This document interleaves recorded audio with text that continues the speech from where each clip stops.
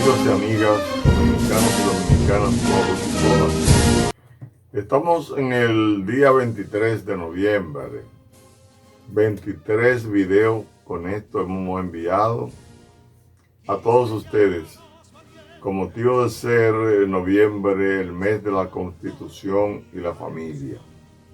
Hemos tratado varios artículos de la Constitución como muestra de la importancia de la Constitución, de la importancia de su conocimiento.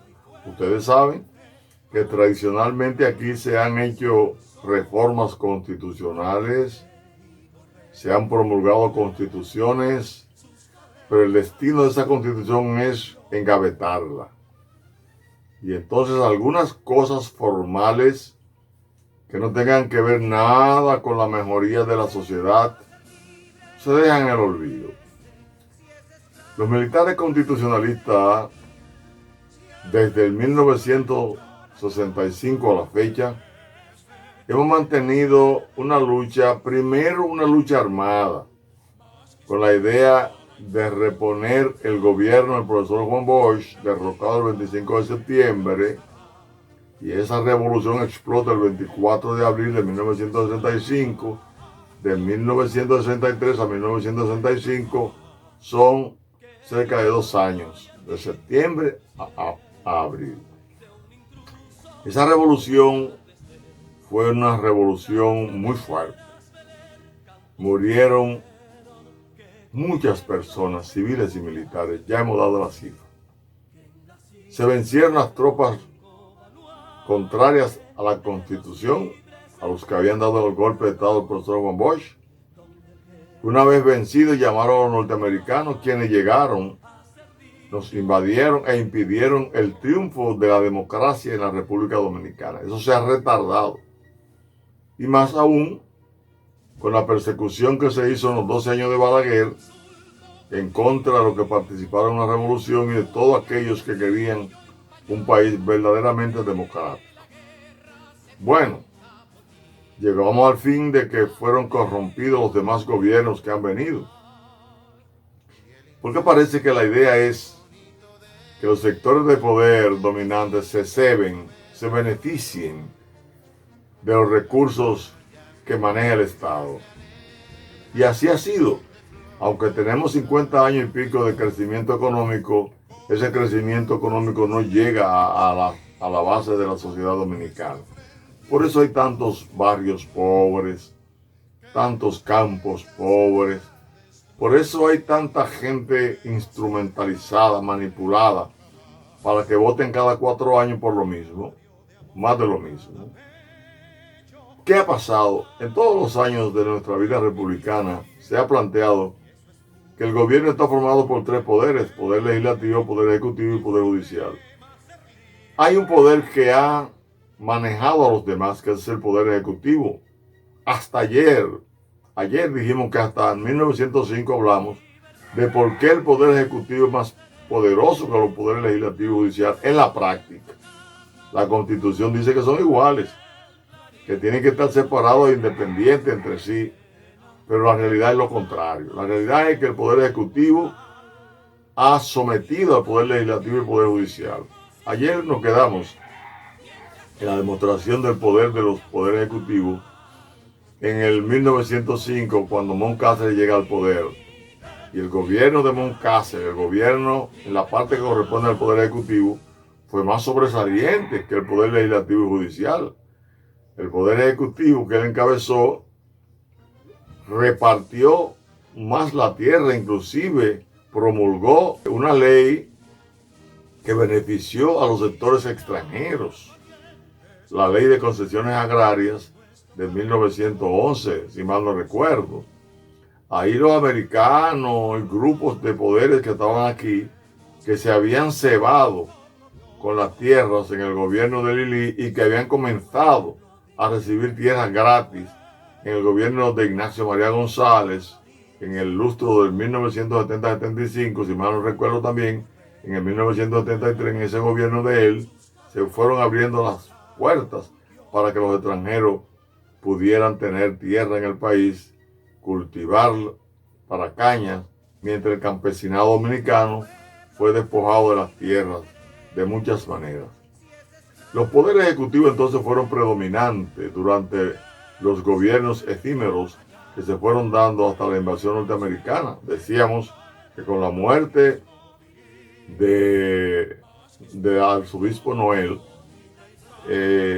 con su renuncia, él propició otros gobiernos, como fue el de Borda Valdés, general, como fue el de Ramón Báez y yo de Buenaventura Báez, como fue el de Juan Isidro Jiménez, como fue el de Francisco Enrique Carvajal, y terminamos en una invasión norteamericana. Los americanos crearon entonces las condiciones para ya en el 1919 haberse apropiado del 25% de las tierras cultivables en la República Dominicana. Crearon el catastro, trajeron la ley de Torres para medir las tierras, titular las tierras, pero ellos habían conseguido el 25% de las tierras cultivables en el país en el 1919. Ellos y otros. Bueno, el poder ejecutivo fue predominante. Los poderes legislativo y judicial no pudieron hacer gran cosa. Y así pasó el gobierno de Horacio Vázquez, así pasó el gobierno de Trujillo.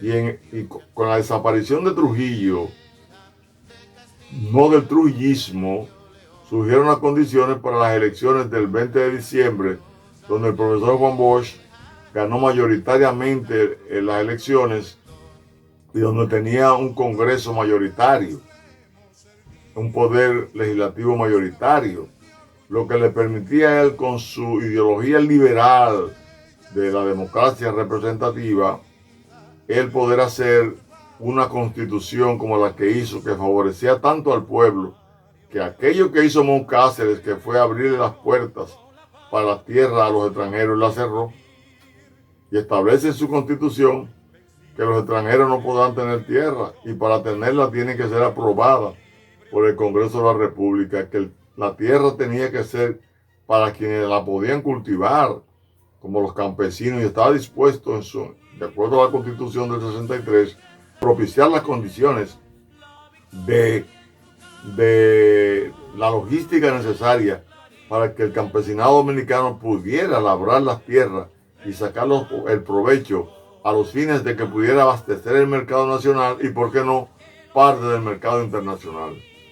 Pero esa actitud liberal, favorable al pueblo, favorable al imperio de la ley del profesor Juan Bosch, conllevó a que a él lo derrocaran. Luego siguió el triunvirato y dominó como poder ejecutivo todo lo que pudo. Y eso se dio también en el gobierno de los 12 años de Balaguer, y siguió en el gobierno de Antonio Guzmán, que pudo haberle dado un giro a la situación judicial, pero el grupo de Balaguer le quitó 4 senadores, por lo que los senadores iban a ser mayoritariamente balagueristas y no pudieron nombrar jueces que persiguieran el crimen y la corrupción de los 12 años, sino que los reformistas nombraron sus jueces que apadrinaran y que evitaran sanciones para su grupo.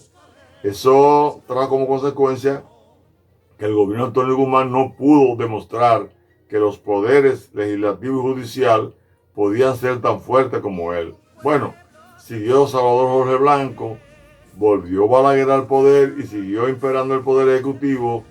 Llegó el gobierno de Leonel Fernández de 4 años y el poder ejecutivo no fue tan dominante frente a los otros poderes, propició cierta modernización, pero tuvo que cederle el gobierno al PRD, porque así lo establecía, no podía reelegirse Leonel. Llega el PRD al poder con Hipólito a la cabeza. Hipólito influye tanto como poder ejecutivo que logra reformar la Constitución para crear 2 periodos, pero él perdió y propició las condiciones para que Leonel volviera al poder y durara 8 años. Pero siempre el poder ejecutivo predominó, y predominó durante los 8 años del gobierno de Danilo Medina, tanto así que él quiso desconocer la Constitución de la República y para eso quería utilizar al Congreso, comprar al Congreso, para que el Congreso modificara la modificación que él hizo en la 20ª disposición transitoria de la Constitución que prohibía que él volviera a elegirse. Pero con la concepción de que la Constitución es un pedazo de papel que sembró Balaguer, la mayoría de los presidentes no creyeron en eso. Hay una excepción que se dio con Leonel Fernández y fue que él pudo hacer una reforma constitucional, que es la reforma del 2010, que fue promulgada el 26 de enero del 2010. Dejó intacto el Consejo Nacional de la Magistratura, pero creó condiciones de otra naturaleza para ver si los poderes del Estado se podían equilibrar. Pero había que constitucionar la vida nacional mediante estudios. Nosotros entonces, mediante estudio de la población, que la población la conozca, que los partidos la conozcan, se ha promulgado entonces la ley 33-18, que democratizaría de aplicarse a los partidos políticos y se cumpliría lo que dice esa Constitución del 2010 en su artículo 216, que es que los partidos políticos en su formación y conformación deben practicar la democracia interna y la transparencia, y que en ese sentido deben educar a la población. Y lo plantea en el segundo numeral de ese artículo, que la ley 33-18 lo asume y plantea del artículo 34 al 38 la forma en que hay que educar a todos los miembros del partido, a los candidatos y a toda la población. Si eso se hiciera, podríamos tener entonces el salto hacia la democracia, como plantea el artículo 8, el Estado Social y Democrático de Derecho, donde entonces el Poder Ejecutivo perdería fuerza porque los poderes legislativos el Poder Legislativo ganaría fuerza al ser extraído de la base, donde el votante pueda depurar antes de votar y donde pueda escoger a los candidatos y candidatas a los diferentes cargos en base a lo que plantea el artículo 142 de la Constitución, que es de mérito y profesionalización. Aspiramos a eso. Mañana vamos a continuar explicando cómo podemos lograr llegar a tener un verdadero Estado Social y Democrático de Derecho si seguimos lo que plantea la Constitución de la República. Explicaremos cómo todavía la Constitución del 2010 maneja la posibilidad de que el Poder Ejecutivo sea más fuerte que el Poder Legislativo y el Poder Judicial. Pero eso podría, en la medida en que el pueblo se capacite desde todos los partidos y la campaña pública que se haga, dirigida también por la Junta Central Electoral, podría cambiar para poder tener un Estado Social y Democrático de Derecho, donde se haga lo que hay que hacer, que es que se cumpla con la ley, y donde la Constitución y la ley sirvan como vacuna contra la corrupción. De eso hablaremos mañana. Así que gracias por escucharnos y nos veremos mañana 24 de noviembre.